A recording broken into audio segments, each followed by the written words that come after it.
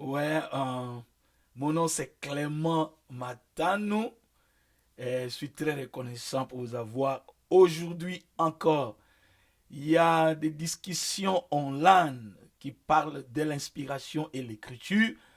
Il y a, il y a des gens qui disent que l'inspiration est plus grande que les écritures. Et il y a une part qui disent que les écritures valent mieux que l'inspiration.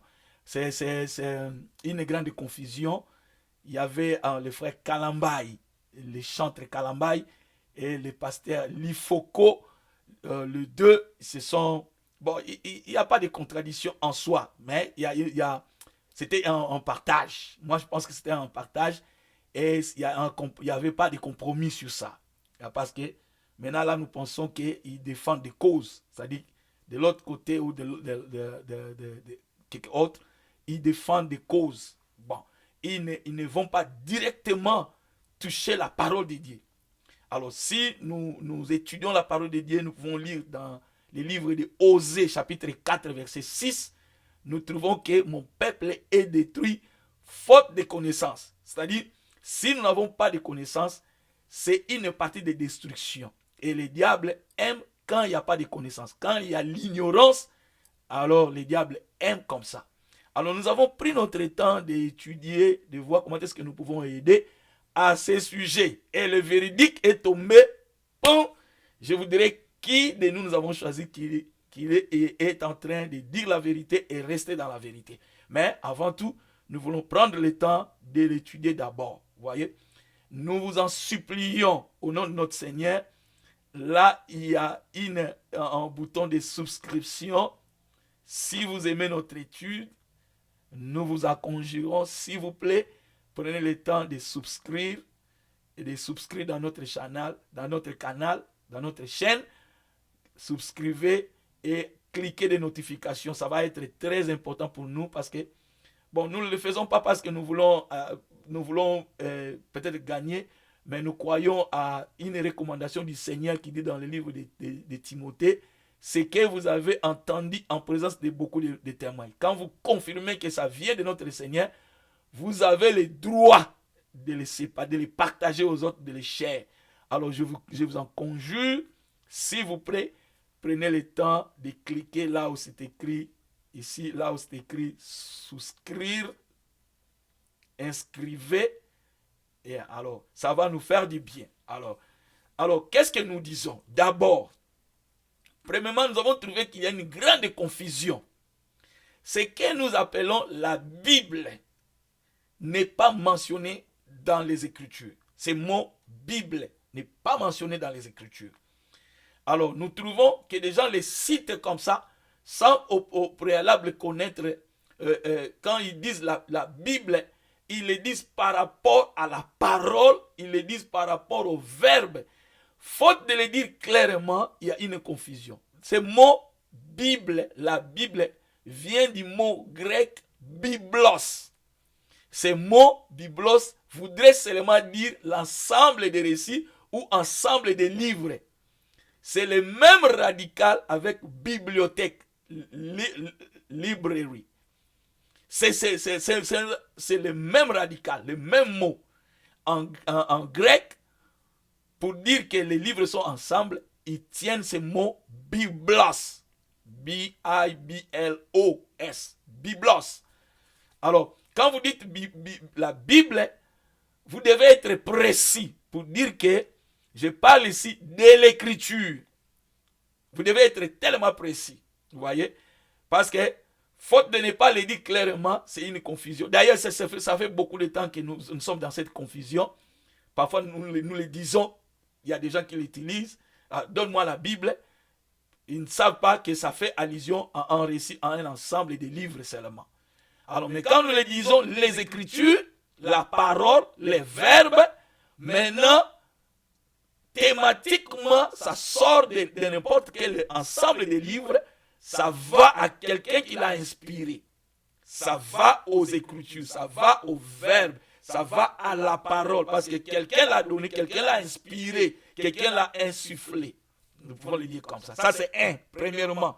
Quand vous dites la Bible, prenez le temps de les dire clairement. Vous parlez de les Écritures, du verbe, de la parole. Alors je préférerais qu'à la place que vous dites, que vous disiez la Bible, prenez le temps de les dire les Écritures. Les Écritures. Alors, maintenant dans ces débats, nous voudrons les dire les Écritures sont tellement importantes ou l'inspiration qui est importante. Ou l'inspiration est tellement importante que les Écritures viennent après. Alors, ce que nous avons remarqué, nous avons remarqué que l'ignorance est devenue tellement grande que ça a créé cette grande confusion. Maintenant, c'est parlé partout au Gabon, au Cameroun, et parfois, il y a des anciens qui parlent, mais ils ne peuvent pas entrer en commun accord. Nous devons avoir un commun accord, parce que si nous parlons des Écritures, nous parlons du même Seigneur, Yehoshua Mashiach, nous devons être d'accord. Nous devons être d'accord. 2. Je voudrais ici souligner que le Seigneur, Yehoshua Mashiach, de l'autre, a utilisé les Écritures. Il connaissait les Écritures. Il a étudié les Écritures. Il est lui-même les Écritures. Vous voyez? Jean 1er dit qu'au commencement était la parole. Vous voyez? Au commencement était le verbe. Au commencement était l'Écriture, le souffle de Dieu. Vous voyez? Alors, le Seigneur, en deuxième position, je voudrais dire là, le Seigneur connaissait les Écritures et quelque part, il dit, je pense dans le livre de Matthieu, chapitre 5, verset 18, il dit, dans les Écritures, dans toute l'Écriture, il n'y aura pas une petite partie de l'Écriture qui ne trouvera pas l'accomplissement. Ça voudrait dire, il dit, même pas une petite virgule ne passera. Toute cette Écriture, la parole, trouvera son accomplissement. Vous voyez? Et ça fait de lui le garant de cette parole dans son entièreté. Que toute la parole que vous trouvez, vous voyez, de Genèse à Apocalypse, trouvera son accomplissement. Vous voyez? Trouvera l'accomplissement. Il dit une petite iota. Parce que iota, c'était un petit mot seulement. Même si petit, un point ou une petite virgule devrait trouver son accomplissement. Et d'ailleurs, la qualité de notre Dieu, Yahweh, la qualité de notre Dieu, il est fidèle. C'est-à-dire, il tient à accomplir la parole de Dieu depuis Genèse à Apocalypse. Il le tient comme ça. Ici, je vais parler d'abord des Écritures. Je parlerai après de l'inspiration. Ici, je parle de l'Écriture. Ce dynamisme de l'Écriture. Comment est-ce que cette Écriture, Dieu nous l'a donnée? C'est ce que nous allons débattre premièrement dans quelques minutes et puis nous allons avancer bien après. Et puis quand nous voyons dans le livre de Jean 10, 35, il parle que cette parole est tellement grande, c'est la vérité. La parole de Dieu est la vérité. Dans Jean 10, 35, dans Jean 17, 17, cette parole est la vérité. Tout ce que cette parole dit, tout ce que les Écritures nous disent est vrai. Je vois des gens dire que je vais défendre la parole. C'est une bonne idée, mais tu ne peux en aucun cas défendre la parole. Parce que la vérité, on la défend pas. La vérité, on la témoigne. La vérité, on la témoigne. Vous devez témoigner la vérité. La vérité, elle a la capacité de convaincre. Parce que c'est la vérité. Ce n'est pas du mensonge, c'est la vérité. Ça a la capacité de convaincre. Vous voyez? Le Seigneur lui-même, quand il était devant l'ennemi, devant l'adversaire, a utilisé les Écritures. Il a dit, il est écrit. Dans multiples caisses, le Seigneur a utilisé les versets de Deutéronome. Il a utilisé beaucoup de... L'homme ne verra pas de pain seulement. Il les a pris dans les livres de Deutéronome. Il connaissait les Écritures. Il connaissait. Il a étudié. Il était dans les Écritures. Vous voyez? Si j'ai dit étudier, peut-être quelqu'un dit il a pris peut-être 5 ans, 7 ans, 8 ans. Non, parce que c'est lui qui est la révélation de l'Écriture. C'est lui qui est la parole lui-même. Bon, nous disons qu'il était lui-même. Il est la parole. L'étudier, ça ne change pas absolument. Mais ça voudrait dire que c'est lui qui est la parole. Il était dans la parole. Il connaissait toute la parole. Alors, quand nous étudions dans la parole, nous trouverons que le Seigneur lui-même connaissait l'histoire. Et même l'histoire de la parole, les débits de la parole. Pour ne pas dire l'histoire, nous pouvons faire une petite confusion comme l'histoire pour la véracité de la parole. Mais il connaissait les débits de la parole. Quand on parle d'Adam et Ève, le Seigneur connaissait. Yehoshua Mashiach connaissait l'écriture d'Adam, l'écriture d'avant, de Genèse, il le connaissait. Vous pouvez le voir dans les livres de Matthieu 19, 4 et 5. Il connaissait l'écriture d'Abel dans Matthieu 23, 35.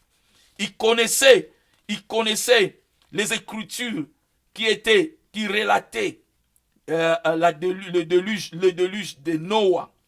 Dans Matthieu 24, 37, il est dit, comme c'était dans le cas de Noah, ça viendra aussi de notre temps. Vous voyez, dans ça c'est Matthieu 24. Il connaissait au sujet d'Abraham, il connaissait. Là, vous pouvez le voir dans Jean 8, 56. Il connaissait l'écriture de Matthieu. Non, il connaissait l'écriture de Moïse et le buisson ardent. Il les connaissait. Dans Marc 12, 26, il est cité. Le Seigneur citait les Écritures. C'était un expert des Écritures parce que c'était lui-même les Écritures. C'était lui-même la parole. C'était lui-même le verbe. Vous voyez? Il connaissait les Écritures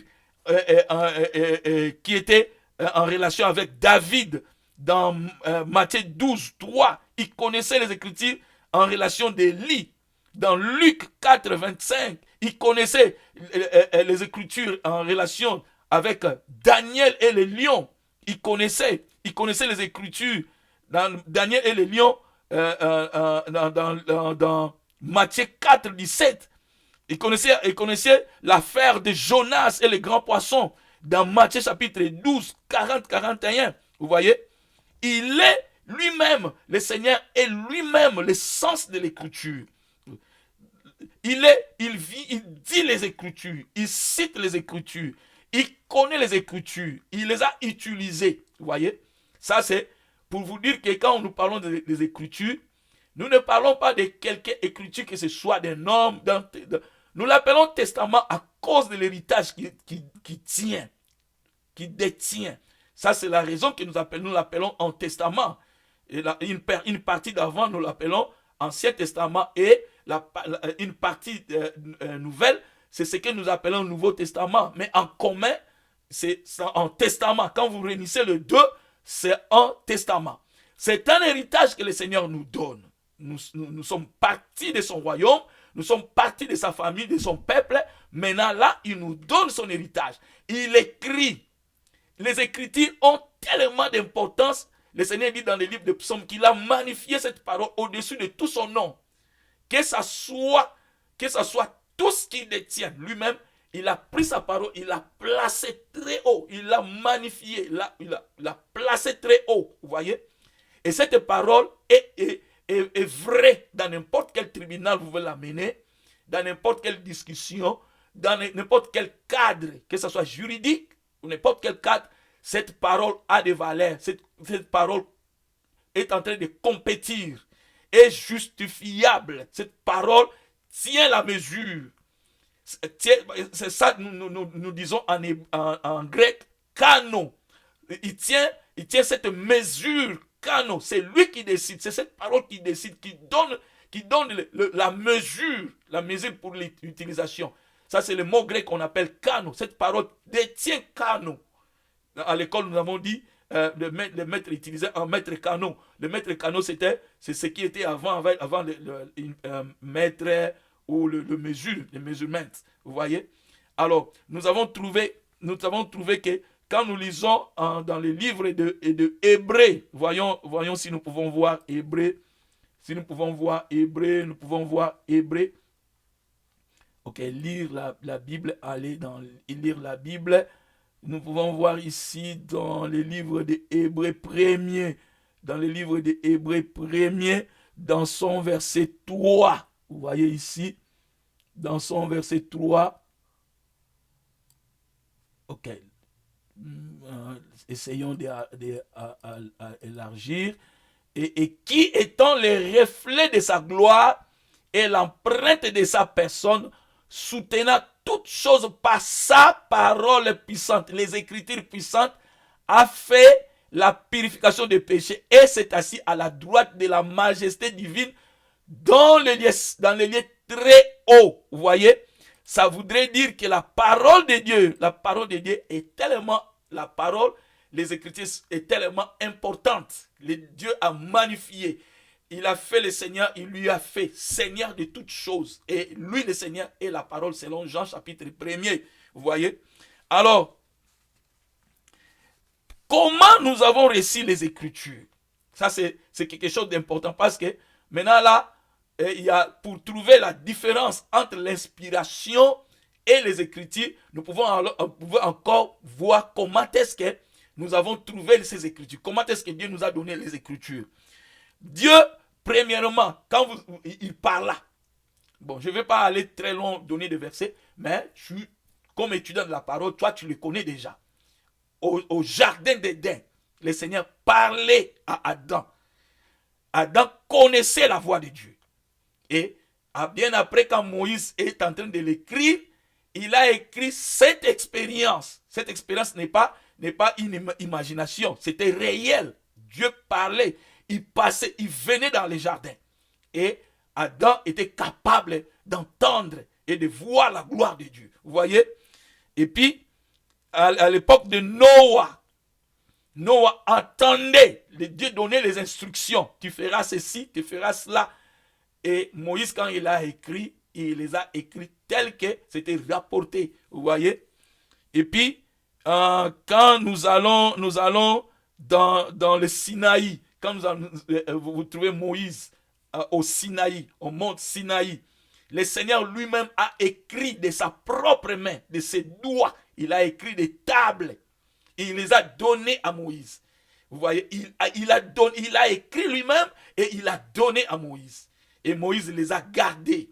Bien que vous savez, l'incident qui était passé, Moïse, à cause de la rébellion du peuple, et il a laissé tomber ses pierres. Mais, quand nous trouvons comment est-ce que ces écritures nous l'avons obtenues, nous trouvons que le Seigneur lui-même est impliqué. Le Seigneur lui-même donnait les mots. Et au mont de Sinaï, le Seigneur lui-même l'a écrit avec sa main, avec son doigt. Vous voyez? Et puis, quand vous allez lire dans le livre d'Apocalypse, Révélation, vous pouvez voir que Dieu donne des instructions. Il continue à demander qu'on puisse écrire. Il dit à Jean, écris à l'ange, écris à l'ange. Et Jean, bien après, il les a écrits dans les 7 églises qui étaient à l'Asie mineure, qui est le reflet des églises que nous avons aujourd'hui. Vous voyez?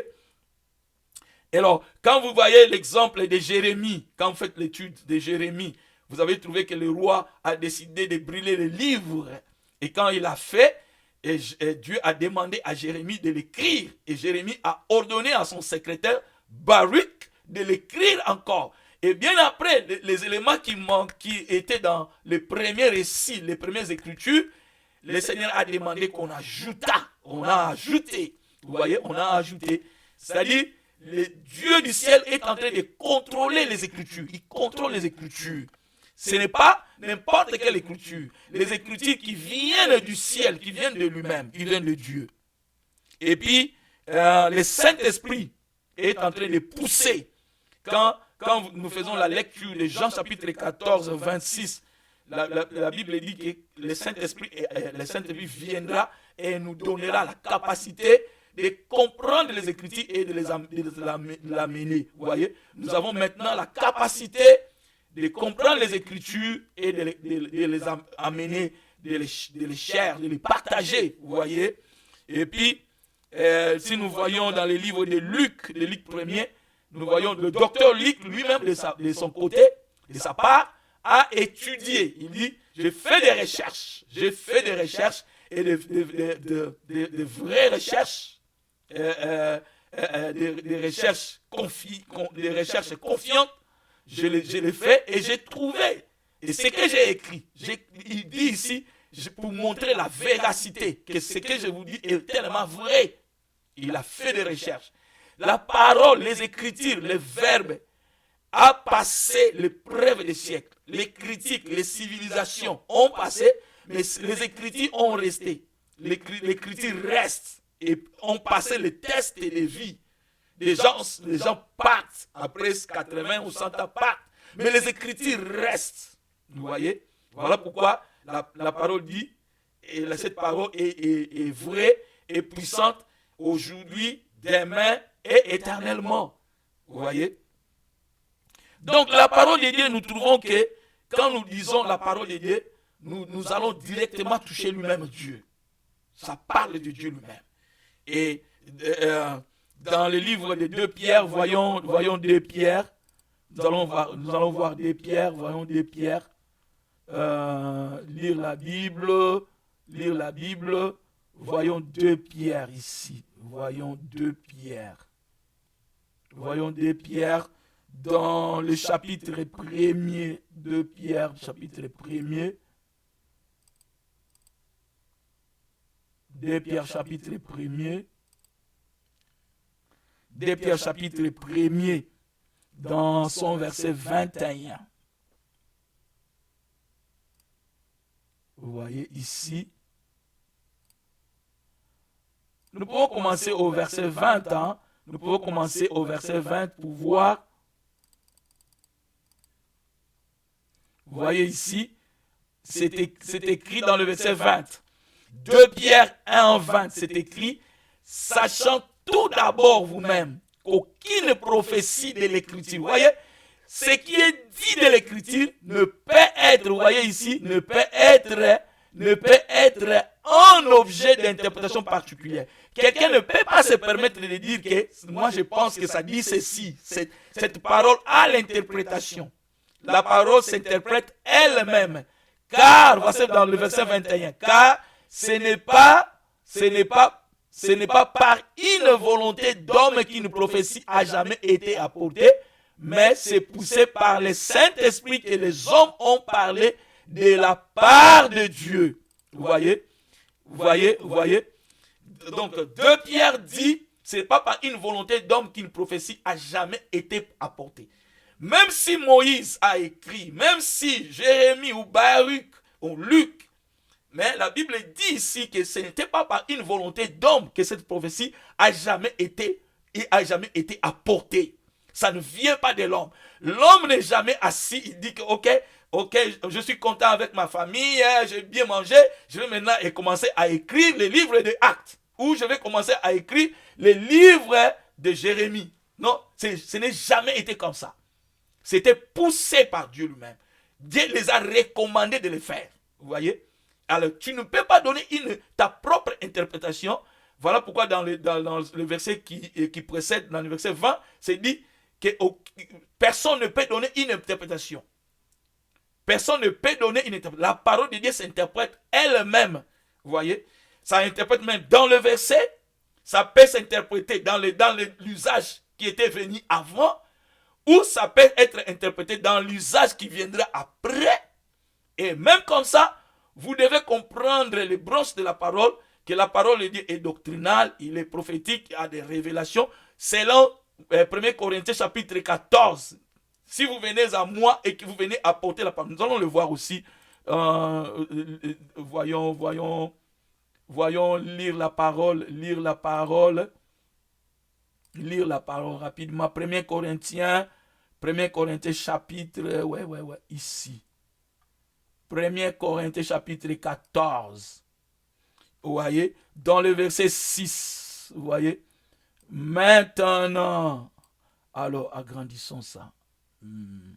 Vous voyez maintenant, et maintenant, frères, de quelle utilité, ici on parle des Écritures, de quelle utilité vous serais-je si je venais à vous parlant en langue, et si je ne vous parlais pas par révélation, par connaissance, par prophétie ou par doctrine.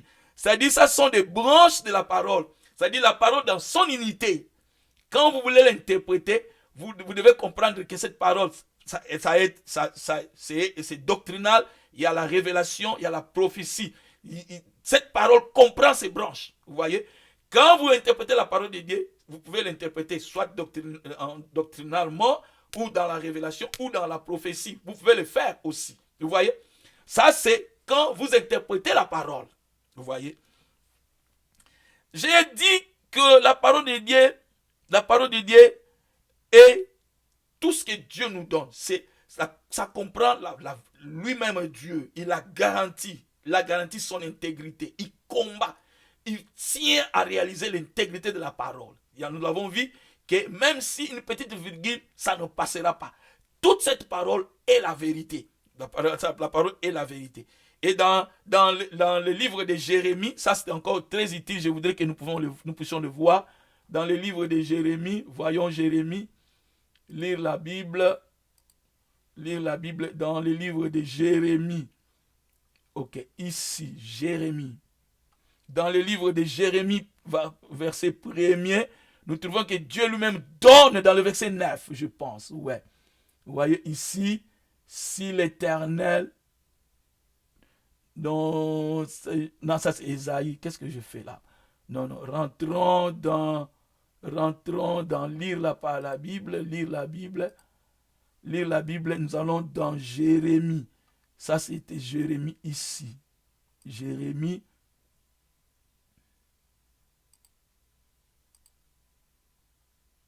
Jérémie, oui, dans le verset 9. Vous voyez ici le verset 9.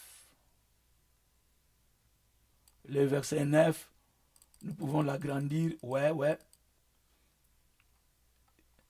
Et puis, verset 9, puis l'Éternel étendit sa main et toucha ma bouche, et l'Éternel me dit, voici, je mets mes paroles dans ta bouche. Vous voyez? C'est-à-dire, Dieu contrôle, il donne le mot. Dieu donne le mot. Il met le mot dans la bouche du serviteur. Il donne les idées, il les met dans la bouche, vous voyez. C'est comme quand quelqu'un est en train de naviguer, quand vous allez en bateau avec des voiles. C'est quand même les gens qui sont là, ils ont des voiles, ils ont le bateau qui est là, mais ils comptent le vent. C'est le vent qui est en train d'amener ces bateaux. C'est exactement ce que Dieu fait. Il est le souffle. Il donne ce souffle. Vous voyez? Il donne. C'est lui qui conduit. C'est lui qui donne les mots. C'est lui qui garantit l'ensemble. L'intégrité de cette parole. Tu ne peux pas toucher à cette intégrité. De Genèse à Apocalypse, tu ne peux même pas toucher. Et ici, je parle, je parle pas ici de la tradition. Je parle des manuscrits. Ici, je voudrais encore vous rappeler quelque chose. Ici, je ne parle pas d'une tradition quelque part, mais je parle de la parole originale. Je parle du manuscrit. Parce que la Bible, quand nous l'avons ici, au début de cette Bible, c'est écrit, vous allez voir, c'est écrit traduit. C'est écrit ici traduit. C'est écrit ici au début, traduit d'après les textes originaux grecs, hébreux et grecs. Vous voyez? Donc, je parle ici du texte les textes originaux, les textes originaux. Je parle de cela. Et parfois, il y a une petite étude que j'ai faite dernièrement. Quand vous allez dans ma chaîne, souscrivez, bien aimé, souscrivez pour nous aider. Allez, voyez cette étude que j'ai faite. Il y a une vidéo qui dit Trump vs BBC. Parce que là-bas, Trump a demandé qu'on puisse lui dédommager parce que BBC a changé les mots. Il a détourné les mots. Et là-bas, j'ai fait une petite étude pour montrer que la tradition originelle, les livres, le manuscrit originel, avec les traditions que nous avons ici, à chaque fois sont révisées. Il y a des choses qui sont en train d'être changées. Mais toi, comme étant un étudiant de la parole de Dieu, je t'avais conseillé d'avoir 2 ou 3 Bibles. Parfois, tu dois l'avoir. Maintenant même où nous sommes en train de vivre la saison de l'intelligence artificielle, toi, tu devrais avoir la Bible, plusieurs Bibles pour une comparaison. Pour que ça puisse te permettre d'avoir une grande idée, une ample understanding, une grande compréhension de la parole. Vous voyez? Alors, maintenant, allons dans cette grande confusion qui existe entre Kalambaye et Lifoko. Le deux. Alors, premièrement, frère Kalambaye dit les Écritures va avant. Et Lifoko dit non, ce sont l'interprétation, non, l'inspiration qui va avant. Pourquoi? Je vous dirai pourquoi. Parce que maintenant, là, toutes les églises que vous trouvez, les églises dénominationnelles ou les populaires, les églises, sont nées de l'inspiration. Pourquoi ces gens-là sont en train d'accepter l'interprétation plus que la parole de Dieu? Ça, c'est ce que nous appelons hérésie. Ce sont des hérésies. Hérésie, ce sont des fautes graves dans la parole. Ça, ce sont des hérésies. Ouais. Pour appuyer l'inspiration, c'est-à-dire ces groupes de gens, ces groupes de kabbalistes, ils étaient au point de mettre des choses qui ne sont pas dans la parole, de les interpréter comme ils le veulent. Vous voyez? Alors, je vais parler de cela. Maintenant, remarquez le verset qu'ils ont utilisé. Remarquez le verset qu'ils ont utilisé. C'est en 2 Timothée. 2 Timothée, lire la Bible. Lire la Bible. Remarquez ceci, c'est très très important. Si vous manquez à ceci, vous ne comprendrez pas la parole. Ok, ici dans 2 Timothée chapitre 3, dans le verset 16. Vous voyez ici. C'est tellement important ici. C'est tellement important, bien aimé. C'est tellement important. Je voudrais que vous puissiez le comprendre. Toute écriture, tout ce que je t'avais dit au commencement, comme Dieu l'a donné, comme Dieu l'a garanti. La Bible dit, toute cette écriture, tout est inspiré de Dieu. Et bien après, il donne l'interprétation. Ils disent l'utilité. C'est utile pour enseigner, pour convaincre, pour corriger et pour donner une instruction, donner l'instruction dans la justice. Pourquoi? Parce que l'homme qui est en train de parler de la part de Dieu, les enfants de Dieu, doivent être accomplis pour produire de bonnes œuvres, pour produire de bonnes qualités. La vie de Yahushua Mashiach doit sortir d'eux. Vous voyez? Ici, remarquez, toute écriture est inspirée. Maintenant, quand vous allez ici, nous avons, ça c'est un outil de travail. Quand vous allez ici, vous pouvez trouver un second avec strong. Alors, quand nous allons dans second avec strong, quand nous allons avec second et strong, vous voyez ici, ok, élargissons tout petit peu.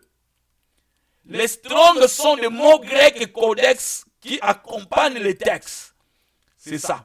Vous voyez, toute écriture est inspirée de Dieu et utile pour enseigner, pour convaincre, pour corriger et pour instruire dans la justice, afin que l'homme de Dieu soit accompli et propre à toute bonne œuvre. Vous voyez ici, on a placé toute écriture et ici on a placé est inspiré. Vous voyez ici, laisse-moi agrandir un peu tout à fait encore plus. Vous voyez ici, c'est dit, toute écriture est inspirée. Ce mot est inspiré de Dieu. On a donné un numéro, 2, 3, 1, 5. 23, 15. Maintenant, quand vous cliquez sur 23, 15, ça vous donne un codex. Ça vous donne un codex. Maintenant, vous ouvrez. Ça vous donne maintenant les titres bibliques de ces mots. Ça vous donne les titres bibliques de ces mots. Ça vous donne les titres bibliques de ces mots inspirés. Vous voyez ici. Être inspiré vient du mot grec. C'est le mot grec qu'on nous appelons théopinestos. Théopinestos. Ce mot est un mot unique. Théopinestos, qui voudrait dire inspiré de Dieu, qui voudrait dire soufflé par Dieu, vous voyez, qui voudrait dire soufflé par Dieu. Vous voyez? Théopneustos, c'est la grande différence. C'est ça la clé dans cette confusion, cette ridicule confusion. La clé, c'est ces mots ici. Être inspiré. Ce mot inspiré vient du mot grec unique dans toute la Bible. Il n'y a pas ce mot. Être inspiré. Il n'y a pas. Il n'y a qu'une seule fois ici dans 2 Timothée. Et ce mot grec, c'est pineo, théopneustos. Théo, qui voudrait dire Dieu, pneustos, qui poussait, soufflait. C'est exactement ce que Dieu faisait au commencement. Ce mot est un mot unique. Faute de ne pas comprendre ce mot grec, ça mène toute cette confusion entre branhamistes, chrétiens, pentecôtistes. C'est faute de ne pas connaître ce mot grec. Théopneustos. Théopneustos, c'est tellement important. Pourquoi? Parce que c'est unique. C'est unique pour Dieu qui l'a fait, qui fait de l'écriture théopneustos, et le reste, à part les écritures qui est pneustos, les restes ont les différents mots grecs. Vous voyez? Ici, qu'est-ce que ça voudrait dire théopneustos? Théopneustos, ça voudrait dire souffler, inspirer, insuffler par Dieu, souffler par Dieu. Pour souligner la nature divine et unique des Écritures, pour montrer que c'est une fois dans les Écritures, c'est une fois aussi que le Seigneur a utilisé ce mot. Et ce mot grec est tellement important parce que tandis que nous voulons trouver quelque part ailleurs, nous ne pouvons en aucun cas trouver quelque part ailleurs la source de cette parole si ce n'est Dieu lui-même. Ça ne peut pas venir, la parole de Dieu n'est pas venue par une volonté d'homme. Comme le dit dans le livre de 2 Pierre, ce n'est pas par une volonté d'homme. 2 Pierre 1, verset 21, ce n'est pas par une volonté d'homme qu'une prophétie a jamais existé. C'est une volonté unique de nous donner quelque chose de spécial qui vient seulement de Dieu. Lui-même, Yahweh, il vient d'utiliser un mot exceptionnel, mot unique, théopneustos. Et ce mot théopneustos voudrait dire que unique, la volonté de Dieu est unique. C'est ce qui vient de lui. Ça ne peut pas venir d'autre. Ça ne peut pas venir de nos parents. Ça ne peut pas venir de l'humanité. Ça ne peut pas venir de la création. Ça vient de lui. C'est son essence. C'est son intérieur. Et ce mot qui est avant est inspiré. Mot est. Le mot être en grec, ce mot est souvent nominal.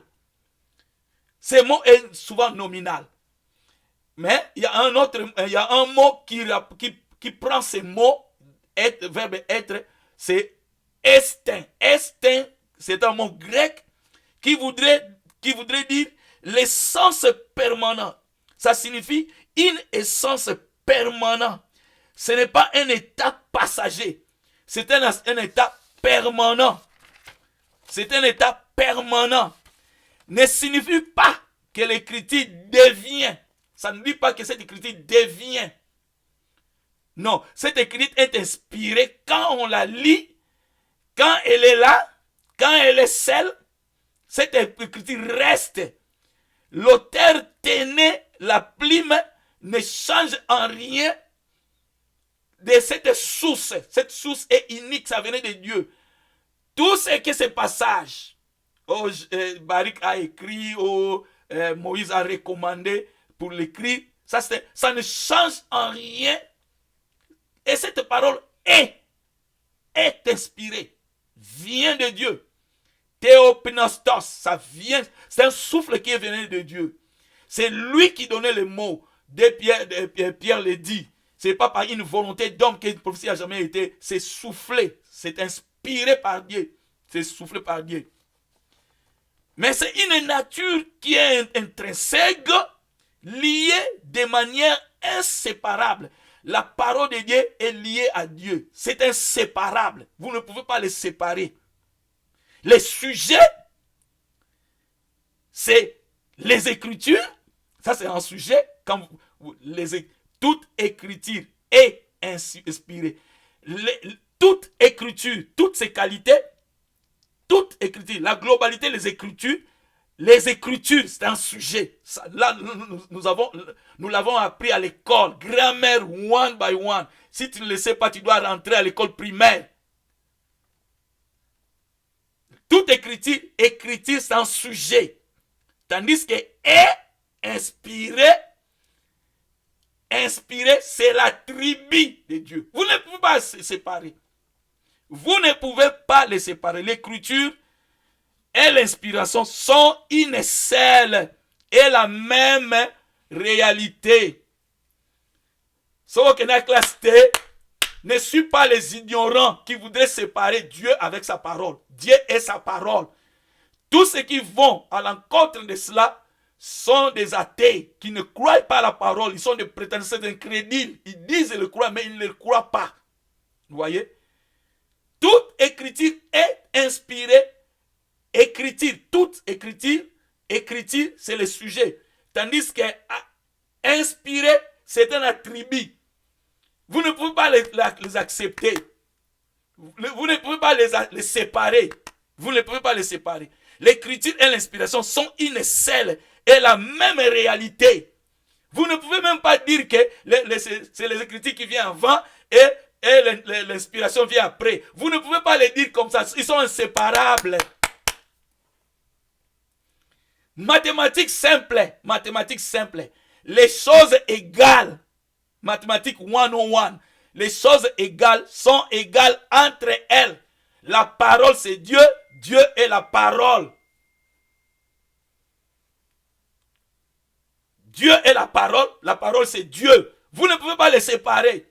Ça c'est la première interprétation, l'unique interprétation de quand vous manquez à ceci, vous viendrez avec cette barbarie qui se passe partout. Les Foko ou whatever, les sont des groupes de gens ignorants, fanatiques. En tout cas, je ne les critique pas, je ne suis pas un méchant pour les critiquer, ce sont nos frères, mais je le dis clairement, c'est ce que la parole dit. Toute écriture est inspirée. Écriture, de l'école en classe, nous l'avons appris à l'école primaire d'ailleurs. L'écriture c'est un sujet et inspiré c'est l'attribut. Tout ce qui vient après le verbe être est l'attribut. Ça voudrait dire que vous ne pouvez pas les séparer. Vous ne pouvez même pas dire que l'inspiration vient avant ou l'écriture vient après. C'est la même chose. L'inspiration c'est la manière de sortir des Écritures. Et vous ne pouvez pas les séparer. Vous voyez? Tandis que, quand vous trouvez ce verbe être qui est là, quand parce que en grec c'est nominal, c'est nominatif, c'est quelque chose qui ne sort même pas. Parce que vous ne pouvez pas les séparer, c'est la même chose. Mais d'ailleurs, quand vous allez maintenant en hébreu, ce mot c'est haya. Haya, ça voudrait dire devenir. Ça voudrait dire demeurer ou devenir. C'est pas juste une petite étiquette que vous placez. C'est pas seulement une petite. C'est comme ici, vous placez une petite étiquette. Non, ce n'est pas comme ça avec la parole de Dieu. C'est seulement une couverture. Non, on sait pas comme ça. Mais c'est une action. La parole de Dieu existe activement. Et cette parole engendre, c'est le souffle créateur. Dans l'Ancien Testament, quand Dieu disait que la lumière soit, ça déclenchait, cette parole déclenchait une grande engouement, une manifestation. Ça déclenchait une démonstration, une opération. Vous voyez? Et cette parole, c'est cette parole qui est sortie de Yahweh Nzambe, qui créa. Vous voyez? La parole possède la puissance créatrice d'une façon permanente. Donc, le choix du verbe être montre que l'inspiration n'est pas une qualité que l'on ajoute, comme une petite décoration que nous plaçons dans nos maisons. Mais c'est son essence, c'est ce qu'est la parole. L'autorité de la parole, aujourd'hui, hier et éternellement. Cette parole est immuable, l'immuabilité, la immuabilité, inchangeabilité, qui ne change pas en tout temps. Vous voyez? Et je l'avais dit en mathématiques 101, les Écritures saintes est égale au souffle de Dieu, est égale à inspirer de Dieu. C'est une définition, ce n'est pas une opinion, c'est une définition, ça définit. Alors finis cette blague, ou c'est l'inspiration qui vient avant, ou les Écritures viennent avant. Ça c'est la blague, ça c'est la façon que l'ennemi voudrait faire introduire, il voudrait faire introduire des doctrines, des démons, des puissances des ténèbres. Parce que maintenant là, quand on parle de l'inspiration, même si ça ne venait pas de la parole, des gens commencent à glorifier les inspirations. D'ailleurs, dans le monde de musique que ces gens ils sont en train de faire, maintenant, ils sont en train de chanter leur propre expérience. Je n'avais pas de femme, maintenant j'ai des femmes, maintenant, gloire à Dieu parce que j'ai une femme. Ils n'enseignent pas cette doctrine de la parole de Dieu. Ils n'enseignent pas l'essence de la parole de Dieu. Maintenant, partout, vous trouvez même des gens qui ne sont même pas des chrétiens, qui ne croient même pas à la Bible. Ils sont capables de donner des phrases, de chanter des phrases, et par, ne sais même pas par quel démon, quelle puissance des ténèbres, c'est chanté dans les églises. Vous voyez ce qui se passe à cause de l'inspiration. L'inspiration, à cause de l'inspiration. J'ai beaucoup aimé quand on parle des chrétiens de Béret. Nous allons voir, pour aller juste à la fin, nous allons voir quelque chose à la fin. Voyons lire la parole, ici lire la parole. Voyons dans les Actes lire la parole, lire la Bible. Actes apôtres chapitre 17. Actes apôtres chapitre 17. Dans les Actes chapitre 17. Quand nous voyons dans le verset 11, remarquez le verset 11, bien-aimé du Seigneur. La Bible, c'est écrit, c'est juste avec des sentiments très nobles, des sentiments très distincts. Vous voyez? Les Juifs de Béret, ces Juifs avaient des sentiments plus nobles que ceux de Thessalonique. Ils reçurent la parole avec beaucoup d'empressement. Et ils examinaient chaque jour les Écritures. Ils examinaient les Écritures pour voir ce qu'on leur disait était exact. Où sont les Béréens de notre âge? Pourquoi ces gens sont en train de chanter de n'importe quoi? Et il n'y a pas de gens qui viennent pour le corriger, parce que maintenant là, ils font beaucoup d'argent pour cela. Les inspirations, vous voyez? Les inspirations qui viennent des ténèbres, maintenant, c'est chanté dans les églises. Ici, les frères de Béret, les Béréens, c'était des gens qui étaient nobles, actifs, dynamiques. Ils pouvaient entendre les gens parler et aller après vérifier les Écritures pour voir ce qu'on leur disait s'ils étaient bien. Alors, j'ai vu la réaction de notre frère Gédéon au Côte d'Ivoire. J'ai vu la réaction de notre quelques frères. Ouais, j'ai vu des réactions. Mais ce qui était intéressant pour moi, c'est le frère du Gabon, le frère Gédéon Chevachou. En tout cas, pardonnez-moi de ne pas bien le prononcer. Mais c'est un frère, c'est un leader au Gabon. Je pense Gabon au Côte d'Ivoire, je pense.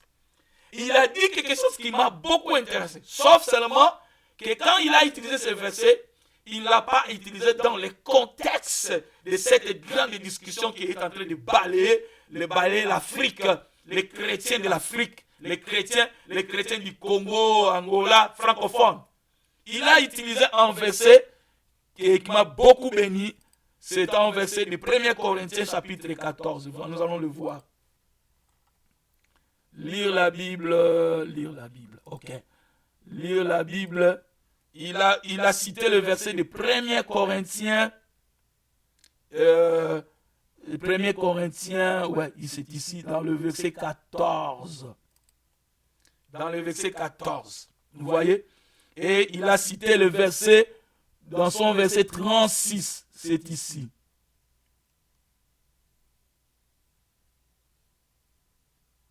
Ouais, c'est ici. Maintenant, élargissons tout à fait pour voir. Vous voyez, c'est ici. Et frère, et ses frères bien-aimés, je l'appelle bien-aimé parce que même s'il a tapé à côté avec ça, mais je continue à voir en lui le sens de la parole, quelqu'un qui est dynamique, qui reste ferme avec la parole. Et je bénis Yahweh Nzambe, Yahweh Gad, Yahweh. Pour lui, c'est frère Gédéon. Remarquez ici, il dit, et c'est de chez vous que la parole de Dieu est sortie. Est-ce que la parole de Dieu est sortie de vous? Mais nous savons que la parole de Dieu est inspirée de Dieu. Vous voyez? Ou, et c'est à vous seul qu'elle est parvenue. Vous voyez? Verset 37, c'est ce que le frère a cité. Si quelqu'un croit être prophète ou inspiré, si quelqu'un croit être prophète ou inspiré, qu'il reconnaisse que ce qui est écrit, vous voyez, ce qui est écrit est un commandement du Seigneur. Ce que Dieu écrit, ça n'a même pas de même, c'est un commandement. C'est quelque chose que Dieu commande. Maintenant ici, le frère a dit ce mot ici, inspiré. Il a utilisé ce mot inspiré pour dire que, les écritures doivent venir avant et l'inspiration doit venir après. Mais, quand vous étudiez ce mot inspiré ici, ok, allons ici pour voir le codex. Allons voir codex. Vous voyez, codex de Strong. Quand nous allons ici pour voir dans le verset 36, c'est ici. Quand nous allons voir le verset 36 ici. Et c'est de chez vous que la parole de Dieu est sortie, ou c'est de vous celle qu'elle est parvenue. Si quelqu'un croit, roi hier, c'est ici. Si quelqu'un croit être prophète et ou inspiré, vous voyez ici, c'est mot inspiré. Alors, c'est dit 41-52. Quand vous cliquez 41-52, ça vous donne les codex. Maintenant, les codex nous donnent ces mots inspirés. C'est le mot pneumatikos. Le mot inspiré dans 1 Corinthiens chapitre 14, verset 36, est différent du mot grec utilisé dans le livre de Timothée. Toute écriture est inspirée. Ces deux mots sont différents. Là-bas, dans 2 Timothée, le mot qui était utilisé là-bas, c'est théopinostos. Théopinostos, c'est un mot utilisé une seule fois. Inspiré, qui voudrait dire soufflé de Dieu, garanti par Dieu, inspiré par Dieu. Tandis que dans 1 Corinthiens, chapitre 14, verset 36, le mot inspiré, ce sont les mêmes mots. Inspiré ici, ce n'est pas le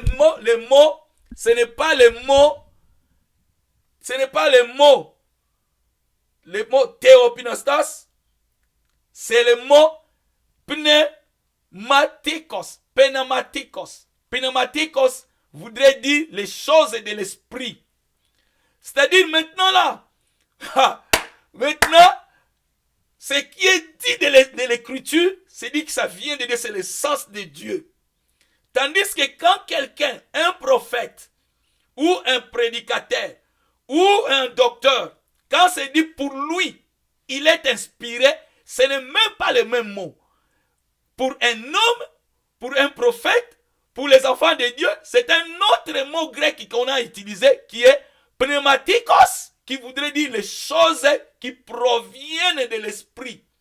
Pneumatikos, c'est le mot, même mot inspiré, mais qui a une autre signification, qui voudrait dire les choses qui viennent de l'esprit, les choses inspirées par l'esprit.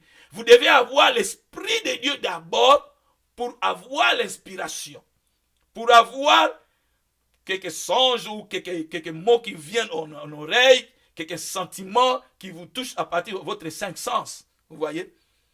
Maintenant, je vous dis, ça le verdict est tombé et c'est terminé. Je ne voudrais même plus entendre quelqu'un venir et dire ces mêmes bêtises. Ne disez pas ces bêtises. Au sujet des hommes, au sujet des frères, des pasteurs, des docteurs, tout le monde, le mot inspiré n'est pas le même mot utilisé dans Thessaloniciens qui voudrait, dans Thessaloniciens, c'est dit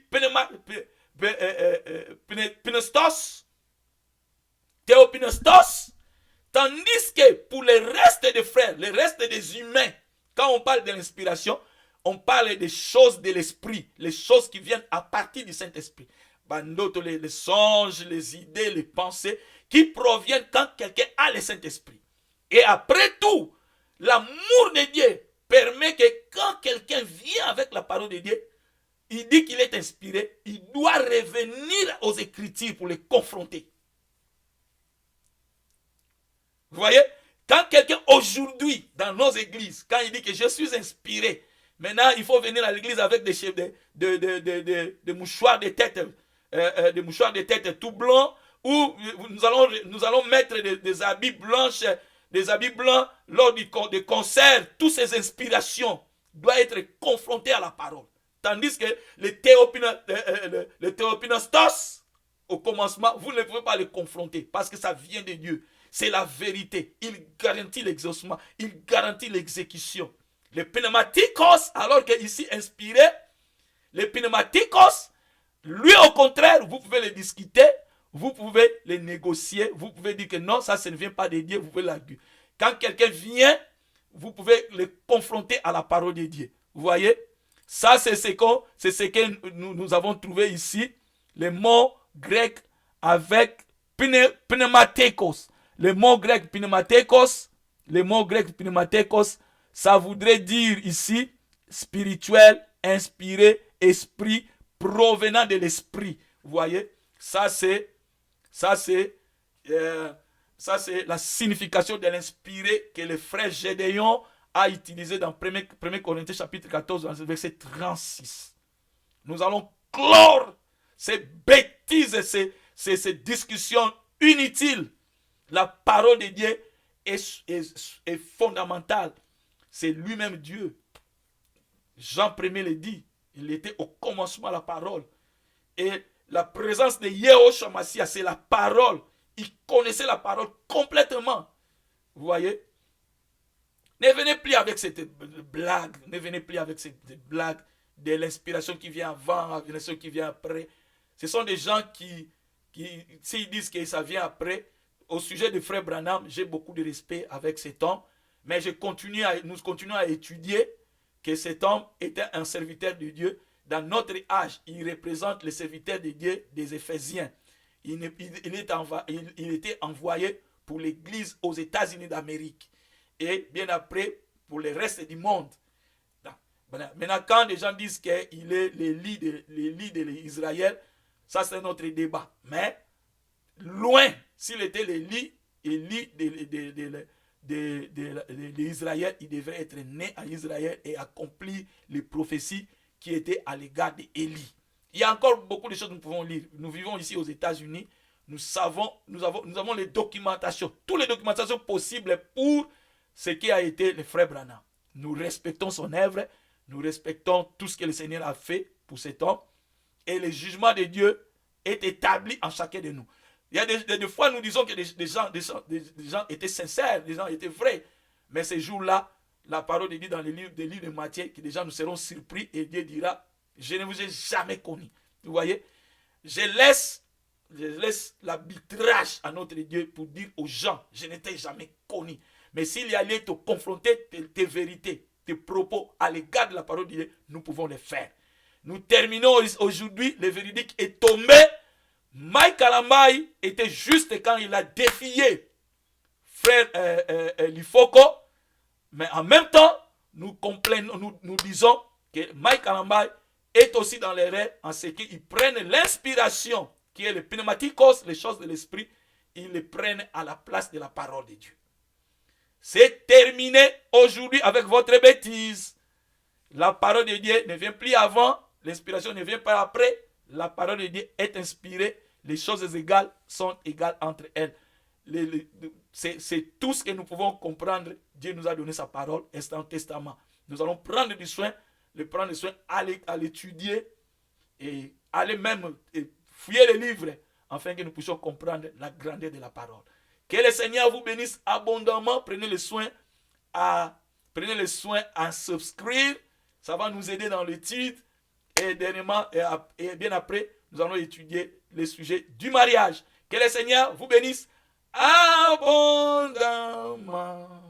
Merci.